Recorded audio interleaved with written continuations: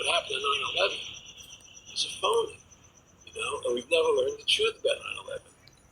The whole agenda is to create a one-world government where everybody has an RFID chip implanted in them. All money is to be in those chips. And this is giving me straight from Rockefeller himself. This is what they want to accomplish. Aaron, what do you think women's liberation was about? We, the Rockefellers, funded that. We funded women's liberation. They do whatever they want to do. What we want doesn't matter anymore. It's their agenda. It's their plans that matter. They have all the money they want. They can make all the money they want. They have a machine. They can make all the money. It's not about money. It's about control. It's about their vision of how they want to see the world. You hear George Bush saying democracy means freedom. No. Democracy equals New World Order. And he calls it all, both small and great, rich and poor, free and bond, to receive a mark in their right hand or in their forehead. And let no man might buy or sell, save he that had the mark, or the name of the beast, or the number of his name. Here is wisdom. Let him that hath understanding count the number of the beast, for it is the number of a man, and his number is 666.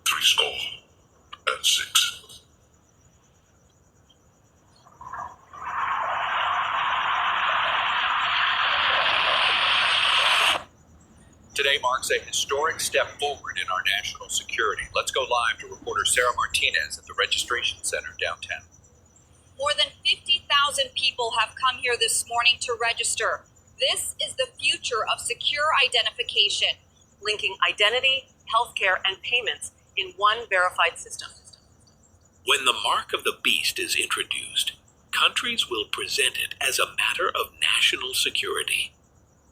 Every financial institution, from the banks, hospital, and even supermarkets, will state that it is a requirement that you have the mark. I'm sorry, but without the mark, we can no longer provide you access. Banks won't allow you to access any funds without it, and supermarkets won't allow you to purchase any goods without it.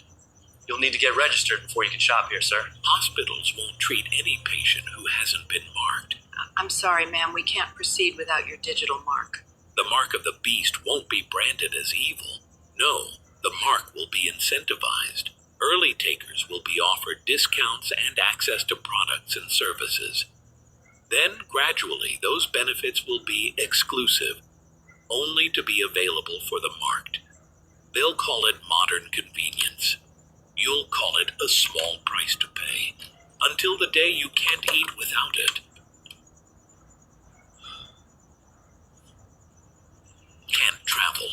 Reminder, all riders must verify digital identity before boarding. Can't breathe in society. I'm sorry, sir, we can't proceed without verification.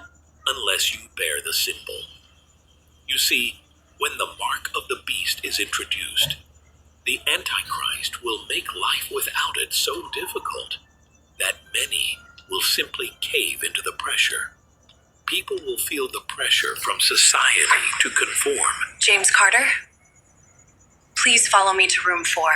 You will see a desperate longing, just want life to return to normal. They simply want to be able to buy and sell freely. They want to work, socialize, and cling to whatever freedom they once had. The price to pay for this? A simple mark on the forehead or on the right hand. When the mark of the beast is introduced, you will see churches will be split down the middle. Pastors who once preached a sugar-coated gospel of comfort will fall silent, exposed under the weight of truth they never dared to speak. I don't know what to say anymore. Some will endorse the mark. Their deception will have no bounds. They will call it a blessing, a new beginning. This is a blessing, a new beginning. They'll say, God understands. and many will follow, blind and relieved to no longer feel the sting of conviction. And he calls it all, both small and great, rich and poor, free and bond, to receive a mark in their right hand or in their forehead. And let no man might buy or sell, save he that had the mark, or the name of the beast, or the number of his name. Here is wisdom. Let him that hath understanding count the number of the beast, for it is the number of a man, and his number is 666.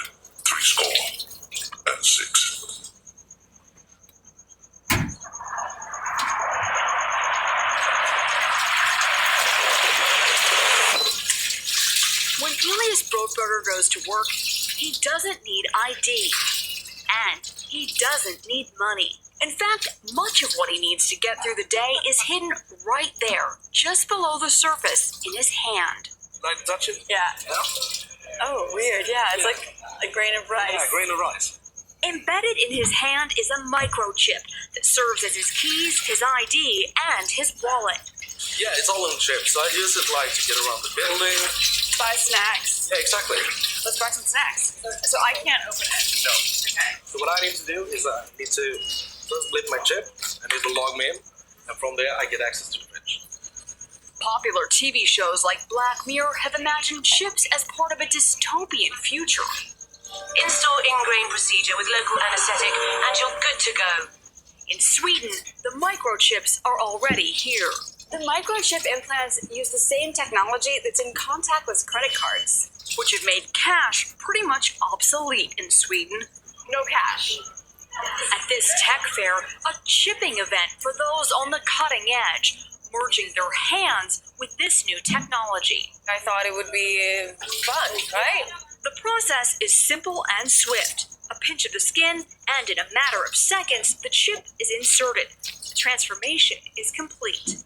As for the pain, I barely felt it. but even in this nation of early adopters, not everyone is racing to get chipped. Feel less human. I will feel like a robot. I think, so much more data can go into this, when it's in your body.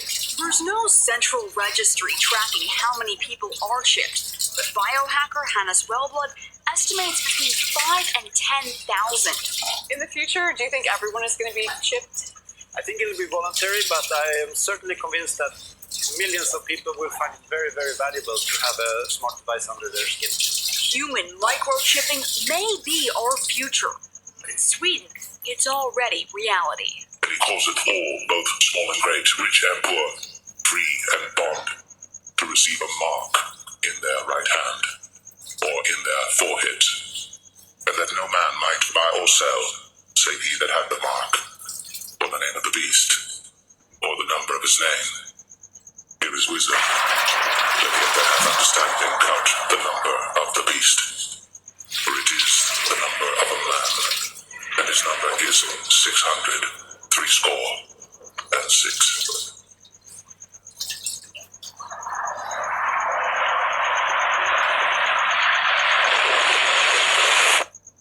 And so what's happened is that because they taught everybody that we're a democracy, which is not true, now, so then in 1913, they bring the Federal Reserve System into being, right? Now you have this Federal Reserve System, which then in 1913 got the right to create money for the government. When before that, the government created its own money. Now the government, when it needed money, had to borrow it from this private bank called the Federal Reserve, which is a private bank owned by individuals, incorporated in Delaware. And so what happens is now the government borrows money from them to fund the government. And the government says, well, we have to pay these people interest. How are we going to pay them interest? Let's impose a tax on the labor of the American people, which never existed before, to pay the interest to the bankers. In fact, it brings me wrong ways. Income tax money goes from There was a Grace Commission report that said that not one nickel goes to the infrastructure of the country. I guess right. Right. And so the point I'm trying to make is that by creating this Federal Reserve System, the government now became dependent on these private banks for money. They started taxing us. See? And so now what happens is that in 35, I believe it was, Social Security started. They gave you Social Security because not to be used for identification. Social Security number right on the card. And through Social Security, you start deducting money out of your paycheck. That was the first time they were ever take money out of your paycheck. Because people agreed to it because it goes into the retirement fund. And so then when they instituted the income tax again, they started taking money out of your paycheck, where Social Security could do it. And then they could do it again. You see what I'm saying? So now they've even taken control of the tax payment itself. They really like you're a slave. They're taking it right there when you make it. Exactly. They don't even trust the public enough to send them a check. Right. They take it out automatically because they know people aren't going to want to pay it. So what's happened is that with the implementation of the Federal Reserve System, the government has become invested in these bankers, and they get their money from the bankers. And so then they impose the tax on us, which makes us more slaves, makes it more difficult for us to survive, right?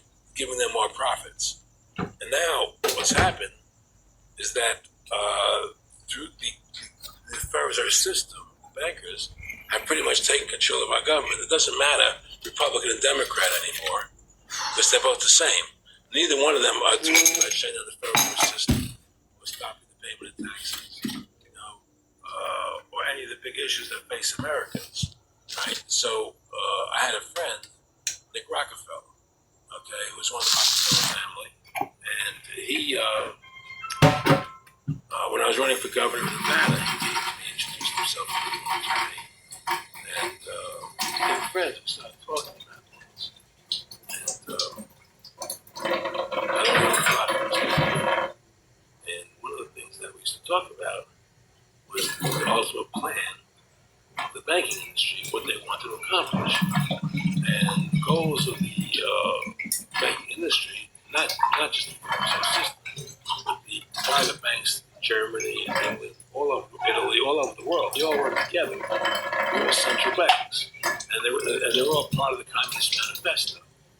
Central banking is one of the major planks of the Communist Manifesto. We talk about America being a capitalistic country, but yet at the same time we have a central bank that plans everything for us, right? And the graduated income tax is another plank of the Communist Manifesto, right? So right there you have two major planks of the Communist Manifesto that have been brought in because of the Federal Reserve System, okay?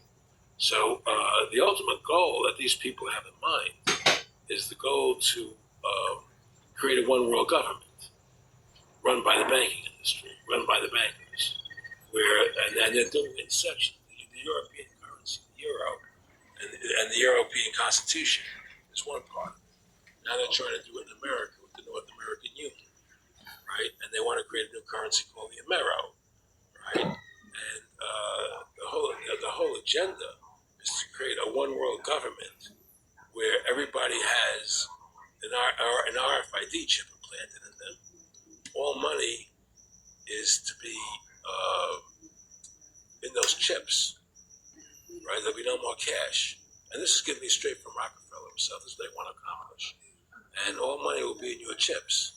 And so instead of having cash, anytime you have money in your chip, they can take out whatever they want to take out whenever they want to. They say you owe us this much money in taxes. They just deduct it out of your chip digitally. Total control. And if you're like me or you, and you're protesting what they're doing, they just turn it digital. And you have nothing. You can't buy food. You can't do anything. It's total control of the people. And that chip's connected to a database that has the purchasing records, what you do. Everything is in there, And so they want a one-world government controlled by them. Everybody being chipped, all your money in those chips, and they control the chips, and they control it, and you become a slave. You become a serf. These people, that's their goal. That's their intention. And he calls it all, both small and great, rich and poor.